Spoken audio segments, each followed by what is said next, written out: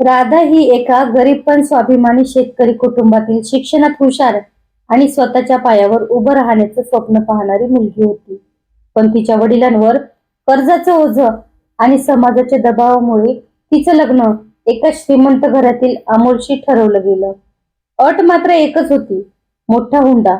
राधाच्या आई वडिलांनी आयुष्यभराची कमाई, शेतीचा तुकडा आणि दागिने विकूनही मागितलेला हुंडा पूर्ण झाला नाही.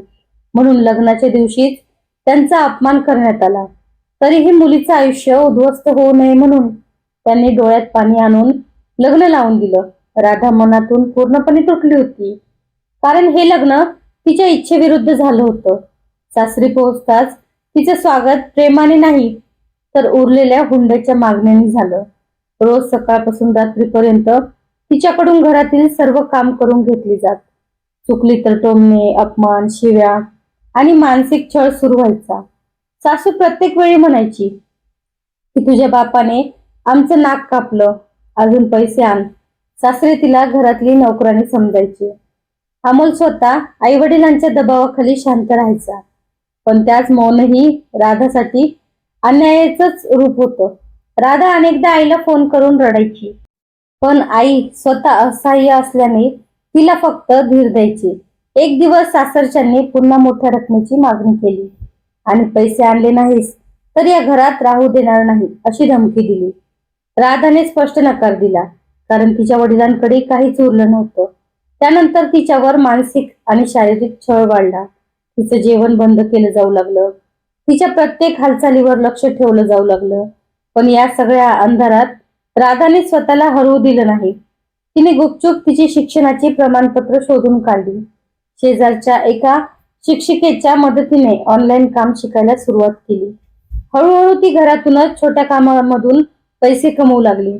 हे समजताच सासरच्यांनी तिचा मोबाईल हिसकावून घेतला, पण शिक्षिकेने तिची साथ सोडली नाही. तिने महिलांसाठी काम करणाऱ्या संस्थेशी संपर्क साधला.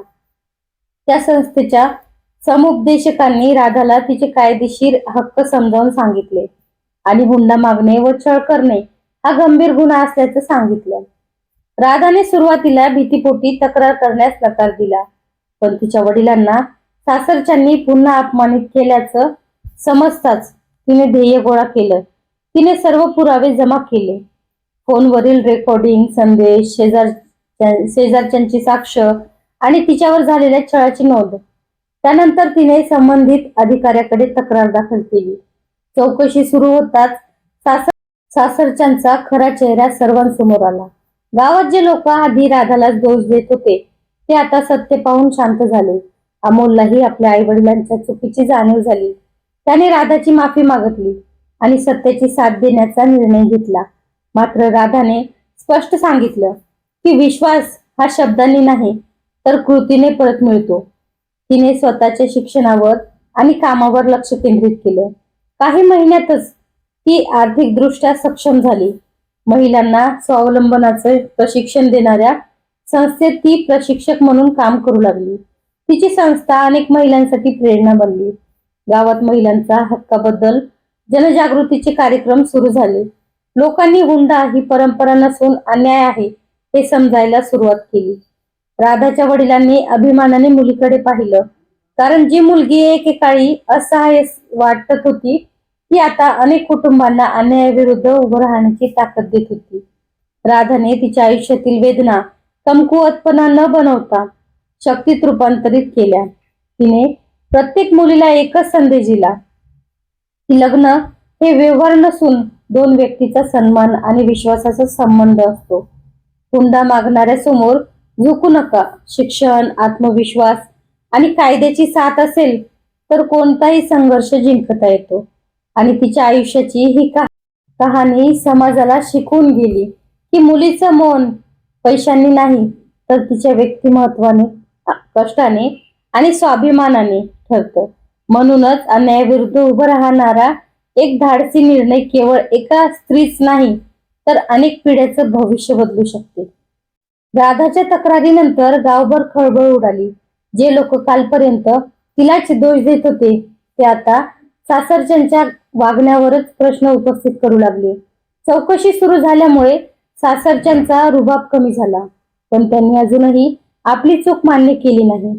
उलट राधावर दबाव टाकून तक्रार मागे घेण्याचा प्रयत्न सुरू केला. कधी नातेवाईकांना पुढे केलं तर कधी समाजातील काही लोकांना मध्यस्थीच्या नावाखाली तिच्यावर समजूत काढण्यासाठी पाठवलं. पण राधाने शांतपणे एकच उत्तर दिलं की अन्याय सहन करणं म्हणजे अन्यायाला साथ देणं. तिच्या या ध्येयाने अनेक महिलांना प्रेरणा मिळाली. दरम्यान अमोलच्या मनातही मोठा संघर्ष सुरू होता. त्याला पत्नीवर झालेला अन्याय दिसत होता, पण आई वडिलांविरुद्ध उभं राहण्याचं धाडस त्याच्यात नव्हतं. अखेर एका दिवशी चौकशी दरम्यान सर्व पुरावे समोर आले आणि त्याला सत्य नकारता आलं नाही. त्याने न्यायालयात सत्य सांगण्याचा निर्णय घेतला. हे पाहून त्याचे आई वडील संतापले आणि त्यांच्याशीही संबंध तोडण्याची धमकी दिली. पण यावेळी अमोल मागे हटला नाही. न्यायालयाने राधाच्या सुरक्षिततेसाठी आवश्यक संदेश दिले आणि हुंड्याच्या मागणी संदर्भात कायदेशीर कारवाई पुढे सुरू झाली. काही महिन्यांनी राधाने स्वतःचा छोटासा ऑनलाईन व्यवसाय सुरू केला. तिच्या मेहनतीमुळे व्यवसाय वाढत गेला आणि अनेक गरजू महिलांना तिने काम दिलं. एकेकाळी जी मुलगी अपमान सहन करत होती ती आता इतर महिलांना स्वाभिमानाने जगायला शिकवत होती. तिच्या आई वडिलांच्या चेहऱ्यावर पुन्हा आनंद दिसू लागला. गावातील शाळा आणि महाविद्यालयामध्ये तिला महिलांच्या हक्कावर बोलण्यासाठी निमंत्रण मिळू लागलं. प्रत्येक कार्यक्रमात ती एकच गोष्ट सांगायची की मुलगी ही ओझं असते आणि लग्नासाठी हुंडा देणं किंवा घेणं दोन्ही चुकीचं आहे. तिच्या शब्दांनी अनेक तरुणांनी हुंडामुक्त लग्न करण्याची शपथ घेतली. हळूहळू समाजात बदल दिसू लागला.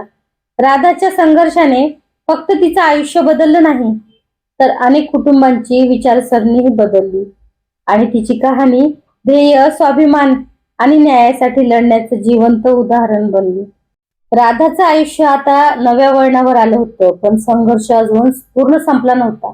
सासरच्यांनी समाजात तिची बदनामी करण्याचा प्रयत्न सुरूच ठेवला. खोट्या अफवा पसरवल्या गेल्या की राधा पैशासाठी खटला लढत आहे. काही लोकांनी त्या अफवांवर विश्वास ठेवला, पण ज्यांनी तिचा संघर्ष जवळून पाहिला होता ते तिच्या पाठीशी खंबीरपणे उभे राहिले.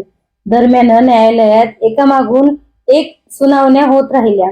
प्रत्येक वेळी राधा ध्येयाने उभी राहत होती. तिच्या डोळ्यात भीती नव्हती, फक्त सत्यावरचा विश्वास होता. अमोलनेही आपल्या आई वडिलांच्या चुकीची कबुली देत राधाची माफी मागितली आणि तिच्यासोबत नव्याने आयुष्य सुरू करण्याची इच्छा व्यक्त केली. पण राधाने त्याला स्पष्ट सांगितलं की प्रेम आणि विश्वास हे फक्त शब्दांनी परत मिळत नाहीत. त्यासाठी वेळ, कृती आणि प्रामाणिकपणा लागतो.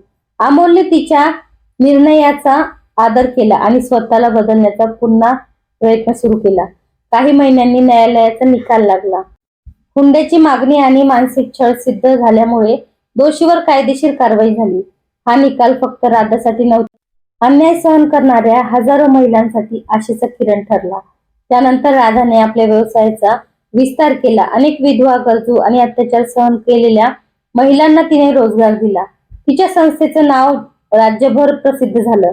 एका कार्यक्रमात तिला स्वाभिमानी महिला पुरस्कार देऊन सन्मानित करण्यात आलं.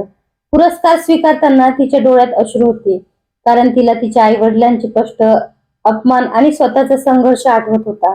तिने मंचावर उभं राहून सांगितलं की प्रत्येक मुलीला शिक्षण, स्वाभिमान आणि स्वतःच्या निर्णयाचं स्वातंत्र्य मिळालं पाहिजे. लग्न हा व्यवहार नसून विश्वाचा आणि सन्मानाचा बंध असतो. हुंडा मागणाऱ्या कोणत्याही नात्याला कधीही प्रेम म्हणता येत नाही. तिच्या या भाषांतरानंतर सभागृहात टाळ्यांचा कडकडाट झाला. अनेक तरुणांनी आणि त्यांच्या पालकांनी आयुष्यात कधीही हुंडा न घेण्याची आणि न देण्याची शपथ घेतली. त्या दिवशी राधाला जाणवलं की तिच्या वेदनेतून जन्मलेला संघर्ष आता समाज बदलण्याची ताकद बनला आहे आणि तिच्या आयुष्याचा खरा विजय न्यायालयाच्या निकालात नव्हता, तर एका चुकीच्या परंपरेविरुद्ध उभं राहण्याचं ध्येय हजारो लोकांच्या मनात निर्माण करण्यात होतं. तर कशी वाटली कथा नक्की कमेंट करून सांगा. भेटूया परत पुढच्या व्हिडिओमध्ये. धन्यवाद.